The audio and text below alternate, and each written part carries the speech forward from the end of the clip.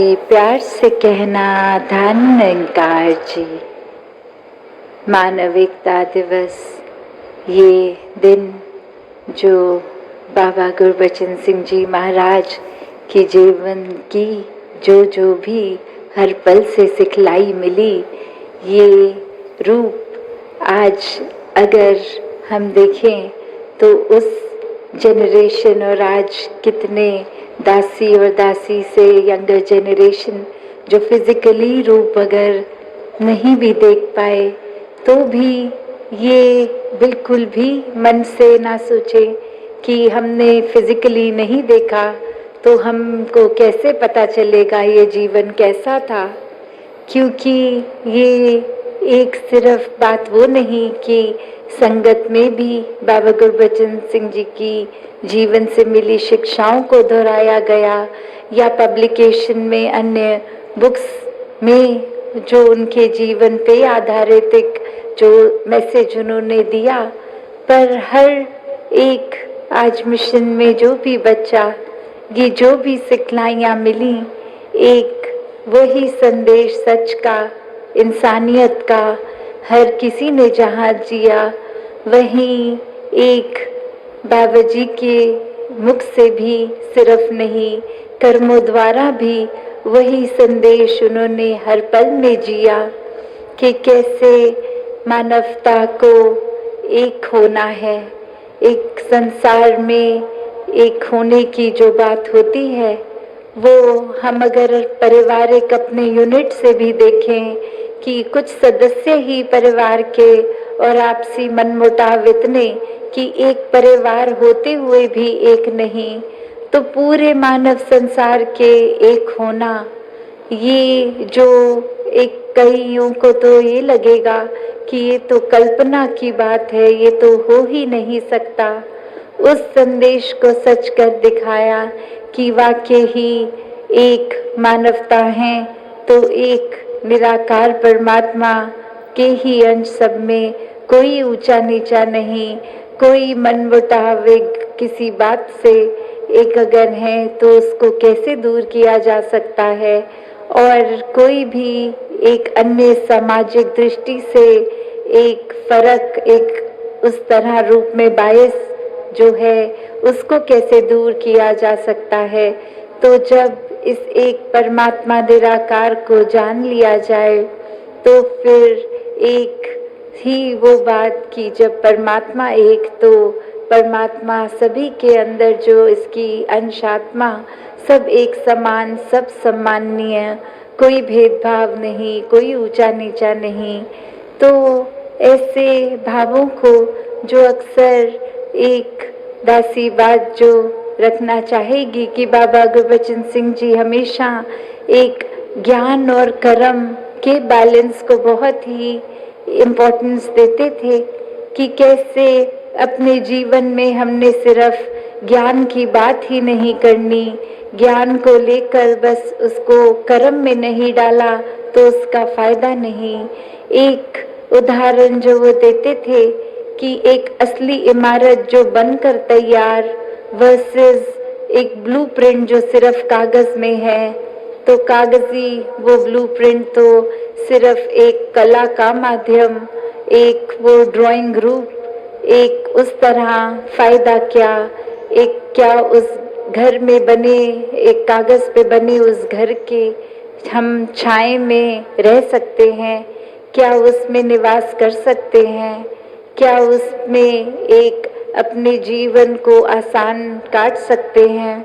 जब तक वो इमारत कागज पे है उसका कोई फायदा नहीं, और जब वही इमारत असल रूप एक घर का, मकान का ले लेती है तो हर दिन उसमें एक बहुत ही आराम से जीवन को जिया जा सकता है। तो उसी प्रकार एक ज्ञान रूपी नॉलेज अगर ले ली और जीवन के हर पल में उसको फिजिकल रूप या प्रैक्टिकल रूप नहीं किया तो फिर वो एक उस तरह उपयोग में नहीं लाने की वजह से वो एक हमारे फायदे के लिए नहीं है। और वो ही जब ज्ञान का आसरा लेके मन में उसको बसा के कर्मों में प्रैक्टिकल किया तो उसका फ़ायदा एक जीते जी हम कितना उसका लाभ ले सकते हैं, अपने लिए भी औरों के लिए भी। तो ऐसे जहाँ एक बात आज सोशल मैसेज की भी सबने ही महापुरुषों ने दी स्टेज से कि एक आज भी जो रेलेवेंस है, और उस समय जब इतने साल पहले की बात करें तो जहाँ वुमेन एम्पावरमेंट, इक्वालिटी, एक सामाजिक कितने ही और एक रूप जो एक उस समय कुछ इस तरह किए जाते थे, और उस समय एक ये इम्पोर्टेंट डिसीजन लेकर कि नशों से घर आज़ाद हो जाएं, एक घर में प्यार वाला माहौल बने, दिखावा ख़त्म हो, एक संसार में कैसे एक कम आर्थिक अगर कैपेबिलिटी भी, एक फाइनेंशियल स्टैंडिंग ठीक नहीं भी है, तो भी कैसे अपने आप को उतना ही मानवता की सेवा के लिए अर्पण किया जा सकता है जितना एक धनवान रूप भी किसी का हो तो भी वो कर सकते हैं। तो कैसे एक भाव को प्राथमिकता दी, एक मन में उस ज्ञान को बसाकर हर पल जीवन की शिक्षा को एक प्रधानता की बोल तक नहीं, कर्मों में ये ढले, कैसे एक संदेश समझाते कि संसार में तो एक किसी को अगर पत्थर मारते हैं और चोट लग जाती है, पर अपने जब अपने आप को फूल भी जोर से मारेंगे तो वो भी लगेगा। तो वो जो मैसेज बाबा जी ने दिया, और अब हम अगर उसको इम्प्लीमेंट करें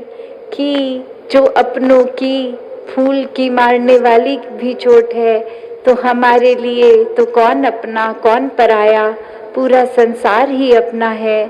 तो कैसे हमको अब परिणाम स्वरूप अपने कर्मों पे फोकस करना है, कि हमारी सोच पर फोकस करना है,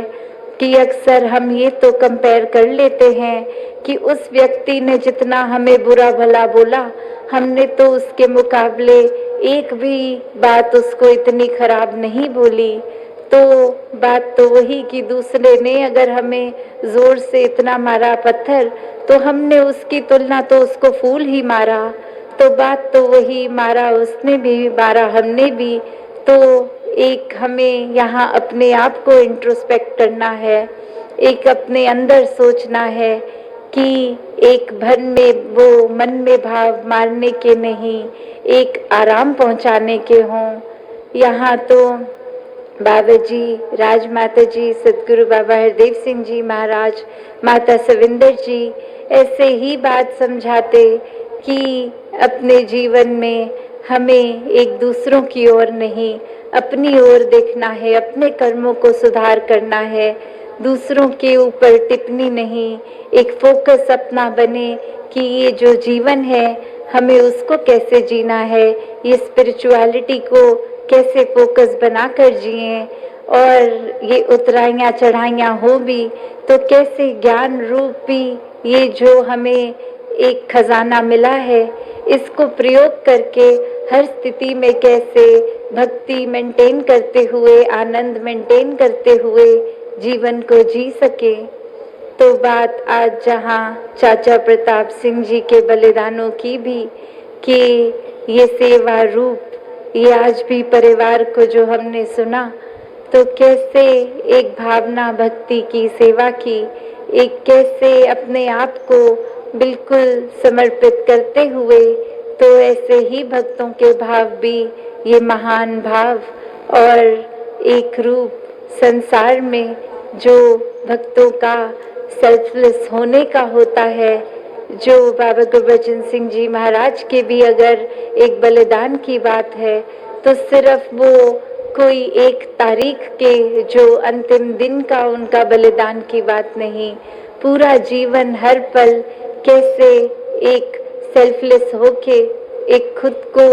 अपने लिए, एक अपनी सेहत, अपने दिनचर्या में एक इम्पोर्टेंस ना देते हुए पूरा दिन किस तरह महापुरुषों के एक परोपकार में, सेवा में, एक कैसे मंडल के भी रूप में कि किस तरह एक बचत रूप भी हो, अन्य कितने और संसार के एक भलाई के लिए जो कदम उठाए, तो ऐसी ही भलाई सभी की सोच बन जाए, एक हर कोई इसी रास्ते पे चलते जाएं, तो दासी और समय नहीं लेगी। सबने आज रक्तदान भी इतना सुबह से जो कर रहे हैं और इतने घंटों से फिर कुछ उसके बाद खाया पिया भी नहीं होगा, तो बात सिर्फ वो नहीं कि जो रक्त फिजिकली दे सके, एक कुछ जीवन की एज लिमिट्स भी जो होती हैं, चाहे वो 18 साल से छोटे बच्चे या सीनियर्स की, उनको अगर मेडिकल लो बैटरी, फिर एक एज ब्रैकेट होने के बावजूद शरीर में कोई एनीमिक या कोई और वजह से भी हो सकता है कि मन में भाव तो पूरा ब्लड डोनेशन का, पर वो शरीर की एक पाबंदी की नहीं दे पाए, तो उसमें भी किसी ने एक बुरा नहीं महसूस करना है कि भाव सभी का योगदान का तो रहा है। एक सबब अगर ऐसा है तो उसमें दिल को छोटा नहीं करना। ये सेवाएं तो